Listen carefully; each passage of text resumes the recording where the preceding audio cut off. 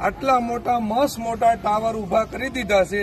લોકોને કોઈ પરવાનગી, કોઈ પૂછ્યા, કોઈ પરિપત્ર કે કોઈ પણ પ્રકારનું અહીંયા બોર્ડ મારવામાં આવ્યું નથી। માત્ર ને માત્ર ઉલ્લુ બનાવી કે પાણીની ટાંકી કે પાણીનો બોર કરવાનું કહેવાય કઈ અને અહીંયા મોટા ટાવર ઉભા કર્યા। આજે રેસિડેન્ટ લોકોને એટલું બધું નુકસાનકારક છે।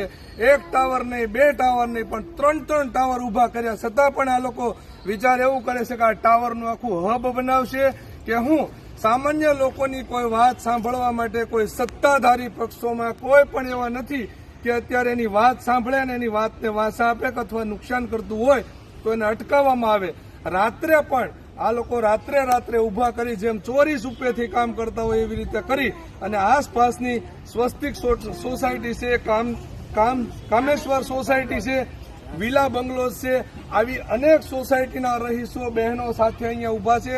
અહીંયા ખુલ્લેઆમ રાત્રે પણ દારૂ પીવે છે, રાત્રે ટકટક કરીને અવાજ એટલો બધો પહોંચાડે છે અને ગંદકી ખુલ્લેઆમ ટોયલેટ ખુલ્લામાં જાય છે। આ રેસિડેન્ટની વિસ્તારની અંદર તમે જોઈ શકો છો, બેનું દીકરીઓ માતાઓ સાથે અહીંયા રહેતા હોય છે અને આટલું બધું અહીંયા ગંદકીનો જરા ભાઈ વિડીયો બતાવજો। આવી ગંદકી સાથે જો એસએમસી ક્યાંય પણ રોડ ઉપર કે આપણી પ્રાઇવેટ જગ્યાની અંદર ક્યાંય પણ પાણીનું ખાબોચિયું ભરાણું હોય તો તાત્કાલિકના ધોરણે નોટિસ અને દંડ ફટકારવામાં આવે છે। તો આનો દંડ ભરવા માટે કોણ જવાબદાર, કોણ? આજે આ લોકો બધા ટાવર હટાવવા માટે અહીંયાથી ઉભા છે। ટાવર ચાલુ હજી થયા નથી પણ એમના અધિકારીઓ ક્યારેય ધ્યાન આપતા નથી, ખોટું બોલીને આવા કામ કરી રહ્યા છે। આખો દિવસ 24 કલાક એને ઘરે રહેવાનું હોય છે। સુરતના આરોગ્ય મંત્રી અને એસએમસી વાળાની અમારી એક જ અપીલ છે કે આપણે પર્યાવરણના જતન માટે વૃક્ષો વાવીએ છીએ અને આ લોકો છે તે અહીંયા ટાવર ઉભા કર્યા છે। તમે જોઈ શકો છો એ કેટલું નુકસાન પહોંચાડી શકે છે। તમે જોવો છો આ કેટલી ઝૂંપડપટ્ટી અને ગંદકી વાળો ઉભો કરી દીધો છે।